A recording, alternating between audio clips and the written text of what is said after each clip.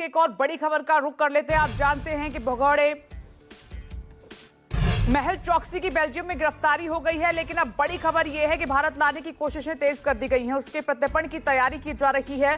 Belgium में मेहुल चोकसी की गिरफ्तारी सूत्रों के हवाले से बड़ी खबर, और ये तस्वीर तब की है जब वो अस्पताल पहुंचा था अपना इलाज कराने के लिए। उधर सीबीआई ईडी लगातार इस पर नजर बनाए हुए थी। पीएनबी घोटाले का आरोपी है मेहुल चोकसी, जो कि 2018 में भारत छोड़कर भाग गया था। पीएनबी में 13,850 करोड़ की धोखाधड़ी का इस पर आरोप है। तब से सीबीआई और ईडी की इस पर नजर थी, और अनुरोध पर ही बेल्जियम पुलिस ने उसको अस्पताल से ही गिरफ्तार कर लिया है। अब इस मामले में तैयारी की जा रही है कि जल्द से जल्द उसको भारत लाया जाए। मूल रूप से हीरा कारोबारी है, बैंक में धोखाधड़ी का आरोप है।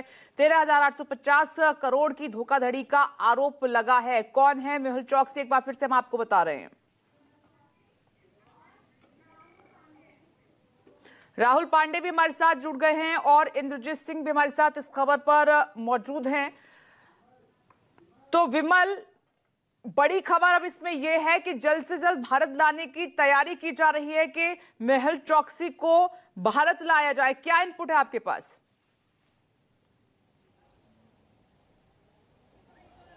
जी बिल्कुल, देखिए भारतीय एजेंसी के लिए कामयाबी तो है, लेकिन पूरी कामयाबी तब मिलेगी जब मेहुल चोकसी का प्रत्यर्पण जो है वो अगर अपने देश में लाने में सफल होती है एजेंसीज, क्योंकि इससे पहले भी कोशिश हो चुकी है। इससे पहले भी वो डोमिनिका की जेल में 51 दिन रहा है, लेकिन उसके बावजूद वो ये साबित करने में कामयाब रहा कि वो एंटीगा का नेशनल है और वहाँ से उसे वहीं पर वापस एंटीगा भेज दिया गया। लेकिन इस बार कोशिश यही रहेगी एजेंसीज की, जो चूक पिछली बार हुई थी वो ना हो, और सीबीआई के आग्रह पर ही बेल्जियम में मेहुल चोकसी को गिरफ्तार किया गया। बेल्जियम में मेहुल चोकसी जो है वो अपनी पत्नी प्रीति चोकसी जो है उसके जरिए उसने एफ रेजिडेंसी वीज़ा हासिल कर लिया था, और वहाँ पर वो अपनी बीमारी का इलाज कराने के नाम पर रह रहा था। और फिलहाल मेहुल चोकसी जो है वो कोर्ट में, वहीं पर बेल्जियम की कोर्ट में एक बार फिर से वही कानूनी दाव पेंच का इस्तेमाल करेगा, और खुद को ये दिखाया उसने, और लगातार वो इसी नाम पर, बीमारी के नाम पर ही जो लगातार है वो ये भारतीय कानून को हमेशा गच्चा देता आया, और यही कहता है कि हर बार वो जब भी उसके ऊपर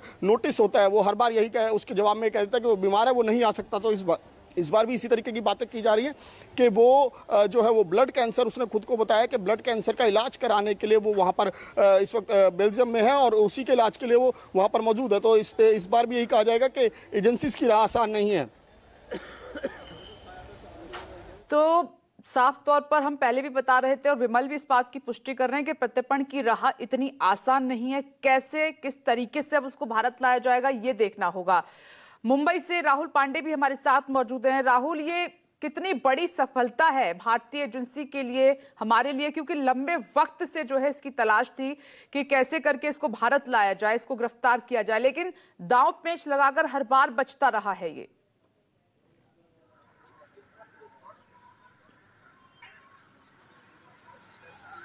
जी बिल्कुल, आपने सही कहा। ये बहुत बड़ी कामयाबी है भारत की केंद्र जांच एजेंसियों के लिए, क्योंकि जब साल 2018 में ये पीएनबी घोटाला आया था, तब नीरव मोदी और मेहुल चोकसी जो है भारत से उसके बाद फरार हो गए थे, और लगातार जांच एजेंसी कोशिश में थी कि किसी तरह इसे भारत लाया जाए, लेकिन हर बार मेहुल चोकसी किसी न किसी दांवपेच की वजह से, कानूनी दांवपेच की वजह से बच जाता था। आखिरकार जो जानकारी मिली है उसके मुताबिक 12 अप्रैल को बेल्जियम में भारत सरकार की जो केंद्रीय जांच एजेंसी है उनके अनुरोध के बाद जो है वहां पर उसे गिरफ्तार किया गया। उसकी तस्वीर भी जो है वो सामने आई है। इस वक्त हम दक्षिण मुंबई के उसी पीएनबी बैंक के ब्रांच के बाहर हैं, जहां पर जिस ब्रांच से ये पूरे घोटाले को जो है अंजाम दिया गया था, जो जानकारी मिली है उसके मुताबिक मेहुल चोकसी, नीरव मोदी जो है दोनों पीएनबी ब्रांच के जो अधिकारी हैं उनके साथ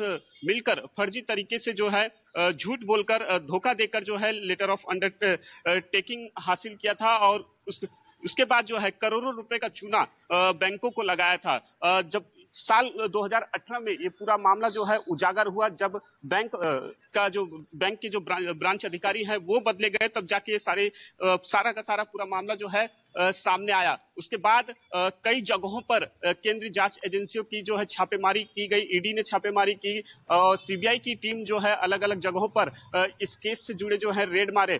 कुल जो जानकारी मिली है अब तक, उसके मुताबिक सीबीआई और ईडी ने अब तक जो है मेहुल चोकसी, नीरव मोदी और जो उसकी फर्म है गीतांजलि, उससे जुड़े जो है करीब करीब 2,500 करोड़ के जो है संपत्ति जब्त किए हैं। फिलहाल ये बहुत ही बड़ा जो है कदम है केंद्रीय जांच एजेंसी सीबीआई हो, ईडी हो, इनके लिए एक बहुत बड़ी कामयाबी है, क्योंकि अब यहां से उसे वापस भारत लाने की जो कोशिशें हैं वो तेज होंगी। जी ठीक है, बहुत बहुत शुक्रिया आप दोनों का जानकारी के लिए। आगे बढ़ रहे हैं।